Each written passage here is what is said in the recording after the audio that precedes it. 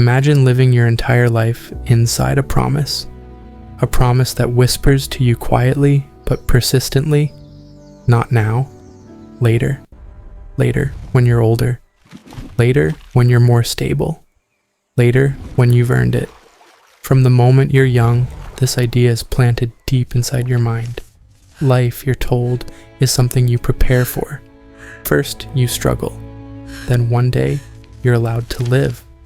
We dress this idea up with comforting language. Work hard now so you can relax later. Sacrifice today for freedom tomorrow. Just get through these years, and everything will finally make sense. It sounds reasonable, responsible even, but what if this promise is the very thing quietly stealing your life?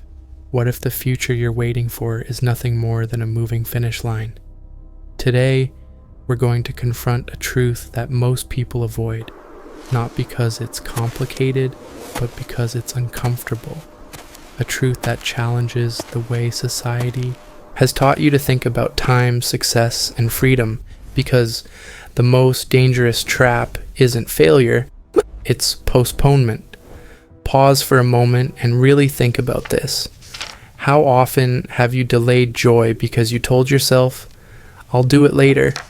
Later, when things slow down, later when the pressure eases, later when life finally begins. But here's the unsettling realization. Life doesn't start later, it's happening right now. Yet most people don't live in the present. They live towards something: retirement, success, security, approval. They move through their days like commuters, eyes fixed on a distant destination, barely noticing the scenery passing them by. From a very young age, we're given a script. Study hard, get credentials, find stable work, endure decades of routine, and then, finally, you're free. This narrative is so normalized that questioning it feels almost rebellious. But if you look closely, something doesn't add up. Why do so many people reach the moment they were waiting for and feel empty? Why does freedom, when it supposedly arrives, feel strangely hollow? The issue isn't laziness or ingratitude, it's identity. When your entire life is organized around a future reward, your present self becomes expendable. You start treating today as a sacrifice zone, something to be endured, not experienced. And over time, something subtle happens. You forget how to be present. You forget how to enjoy moments without justifying them.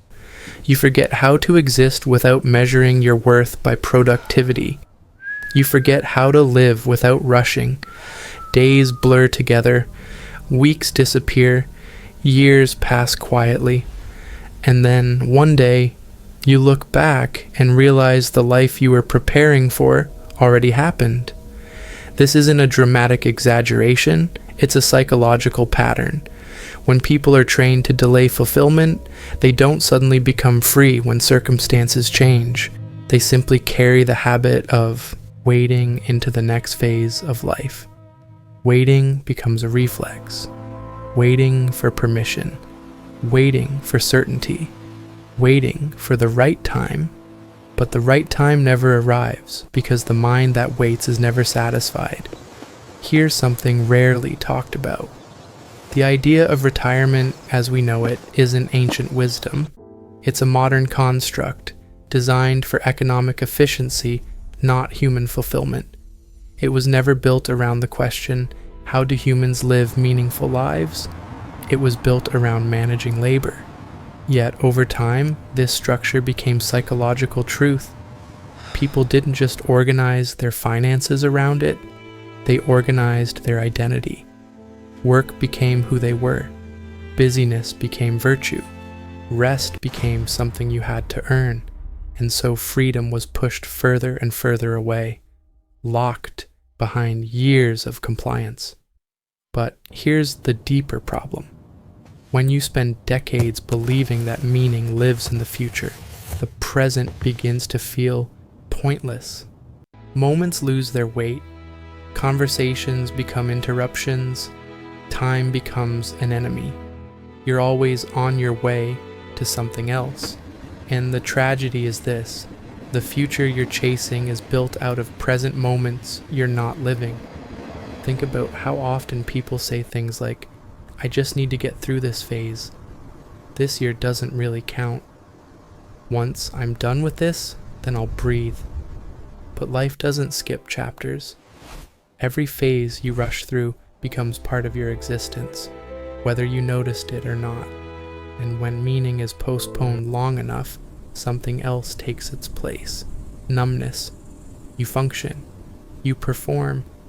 You comply, but you don't feel alive. This is why so many people, when the structure falls away, feel lost. Not because they lack money or time, but because they never learned how to inhabit the present without a future justification. They were trained to wait. Here's the uncomfortable question this raises. If freedom only exists later, what is today for? Is it just a means to an end? A holding cell between obligations? Or is it possible that the entire promise is backward? What if freedom isn't something you arrive at, but something you practice? Not after decades, not when conditions are perfect, but in how you relate to time itself. This is where the illusion begins to crack, because the moment you stop treating life as preparation, everything changes. You start noticing how often you rush moments that could be meaningful, how often you silence curiosity because it's not productive, how often you ignore your inner life because it doesn't generate visible results. And slowly, a realization forms. You were never meant to live toward life. You were meant to live within it. In the next session, we're going to go deeper into how this delayed freedom mindset reshapes your identity, damages relationships, and quietly erodes your sense of self, often without you realizing it. But before we move on, pause for a moment. Ask yourself this honestly. Are you living, or are you preparing to live? There is a silent price you pay when you live your life on pause. It doesn't arrive all at once. It doesn't announce itself. It accumulates quietly, day after day, while you're busy being responsible. At first, it feels harmless, sensible even. You tell yourself you're just being patient, strategic, mature. But over time, something inside you begins to shrink. Not your ambition, not your discipline, your sense of self. Because when your life is organized around a future version of you, the present version becomes secondary. You start treating who you are now as temporary, disposable, incomplete. And this is where the real damage begins. Psychologists have a term for this: identity foreclosure. It happens when a person commits fully to a role, worker, provider, achiever, without ever exploring who they are beyond it. You know that? Don't choose this consciously. It happens gradually. Your job becomes your answer to the question, who are you? Your schedule becomes your personality. Your productivity becomes your worth. And slowly, almost imperceptibly, your inner life goes quiet. You stop asking yourself what you actually want. You stop listening to discomfort, curiosity, restlessness. You tell yourself there will be time for that later, but later never comes. Because the more you postpone your inner life, the harder it becomes to access it at all. This is why so many people feel strangely empty when external pressure eases. They worked their entire lives toward freedom, only to discover they don't know how to exist without structure telling them who to be. Without deadlines, they feel anxious. Without demands, they feel useless. Without a role, they feel invisible. The waiting mindset doesn't create peace. It creates dependency. You become dependent on being needed, on being busy, on being validated by output. And when those things disappear, the self disappears with them. This doesn't just affect identity, it affects relationships. Think about how many moments you've postponed with the people you care about. I'll spend more time with them once work settles down. I'm doing this for my family.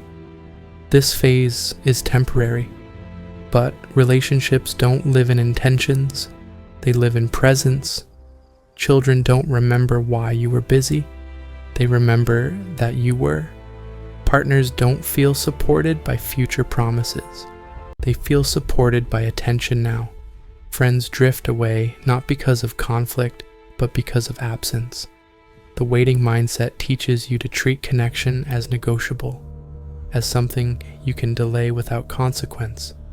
But time doesn't negotiate. People grow, parents age, dynamics change, and one day you realize the life you were securing came at the cost of the life you were meant to share. There's another consequence that rarely gets acknowledged: your relationship with rest. When you grow up believing that rest must be earned, you don't know how to receive it. Even when you finally stop working, your nervous system doesn't. Stillness feels uncomfortable. Unstructured time creates guilt. Relaxation feels undeserved. You sit down and feel restless. You slow down and feel anxious because your mind has been trained to equate worth with motion. This is why many people reach freedom and feel lost rather than liberated. They removed the cage, but kept the conditioning. And here's the part that's hardest to accept. No amount of future security can fix a present you never learned how to inhabit. You can retire early, you can achieve financial independence, you can escape the system entirely, but if your mind is still oriented toward what's next, you'll recreate the same prison in a different form. Different scenery, same pattern. This is why chasing freedom as a destination doesn't work. Freedom isn't something you enter, it's something you practice. And this is where the illusion fully reveals itself. The problem was never work itself. The problem was postponing meaning until work was over. The problem was never responsibility. The problem was treating life as something that begins after responsibility ends. You were taught that life is a ladder. Climb now, enjoy later. But life is not vertical. It's happening horizontally, moment to moment. And every moment you rush through becomes a moment you never lived. So, what's the alternative? Not quitting your job? Not rejecting structure? Not abandoning discipline? The alternative is a shift in orientation. You stop asking, when will I be free? And start asking, how am I relating to this moment? You stop measuring your life by outcomes alone, and start noticing how you experience the process. You begin to reclaim small pockets of presence, not as rewards, but as necessities. You don't wait for permission to feel alive. You allow meaning to exist alongside responsibility, not after it. This changes everything. Work stops being a tunnel you endure. It becomes a context you navigate consciously. Time stops being an enemy. It becomes something you inhabit. And the most surprising part? Nothing external has to change for this shift to begin. Only your relationship with now. In the final session, we're going to uncover the most important realization of all, the one that dissolves the illusion completely and reveals what freedom actually is, not as an idea, not as a philosophy, but as a lived experience you can access immediately. If this session resonated with you and you want the final piece that ties everything together, make sure you subscribe so you don't miss what comes next. There is one final realization that dissolves everything you've been taught about freedom. And once you see it clearly, you can't unsee it. Freedom is not something you reach. It's not a milestone. It's not a reward for endurance. Freedom is a state of engagement. Most people believe freedom comes when pressure disappears, when obligations end, when control is finally in their hands. But look closely at your own experience. How many times have you reached a goal, only to feel restless again? A promotion, more money, more time, more stability, the relief is brief, the satisfaction fades, and almost immediately the mind asks, what's next? This is the trap.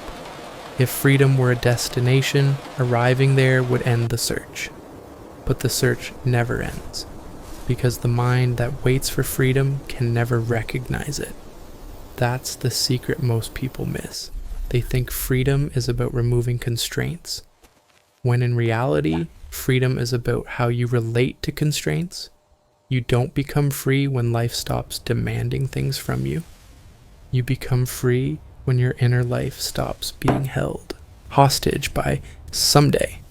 This is why some people feel alive in difficult circumstances, while others feel trapped even in comfort. Same world, different relationship to the present. The moment you stop postponing life, everything changes. You realize that meaning doesn't arrive in large, dramatic breakthroughs. It arrives quietly, in attention, in how you listen, in how you breathe, in how fully you show up to what's already here. Most people don't suffer because life is hard. They suffer because they're never where life actually is. They're always 5 years ahead, always rehearsing the future, always waiting for permission to relax. But life doesn't happen in rehearsals. It happens now, and now is the only place freedom can exist.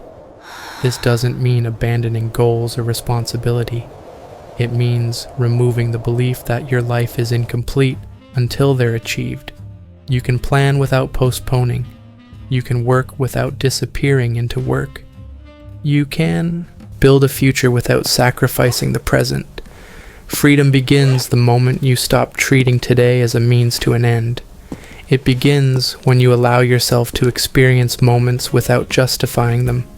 A quiet morning, a deep conversation, a walk without urgency, a pause without guilt. These aren't distractions from life, they are life. And here's the final shift, the one that changes everything. You don't find freedom by escaping your life. You find it by inhabiting it fully, consciously, without waiting. Not after retirement, not after success, not after everything is figured out. Now. Because the future you're waiting for will be built out of moments like this one. And if you're not present now, you won't suddenly become present later. So ask yourself this, honestly, if you stopped waiting for life to begin, what would change about how you live today? Not someday, not eventually, today. Take a moment, sit with that question, and when you're ready, I want to hear from you. Comment below. What is one small way you're going to stop postponing your life and start living it now? Your answer might be exactly what someone else needs to read.